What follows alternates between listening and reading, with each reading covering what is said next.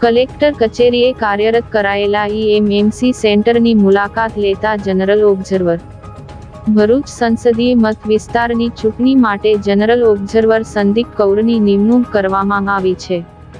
ભરૂચ સંસદીય મતવિસ્તારમાં સમાવિષ્ટ ભરૂચ જિલ્લાના વિસ્તાર અન્વયે કામગીરીની સમીક્ષા કરવા આવેલા જનરલ ઓબ્ઝર્વર અને જિલ્લા ચૂંટણી અધિકારી અને કલેક્ટર તુષાર સુમેરાએ જિલ્લા ચૂંટણી તંત્ર દ્વારા કલેક્ટર કચેરી ખાતે કાર્યરત કરાયેલ તેમજ જિલ્લા માહિતી કચેરી દ્વારા ચલાવવામાં આવી રહેલા EMMC ઇલેક્ટ્રોનિક મીડિયા મોનિટરિંગ સેન્ટરની મુલાકાત લીધી હતી.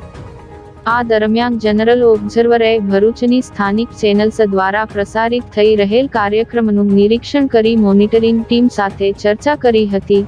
ત્યારબાદ ભરૂચ વિધાનસભા મતવિસ્તારમાં ઊભા કરાયેલા મુકાયેલા આદર્શ મતદાન બૂથની મુલાકાત લીધી.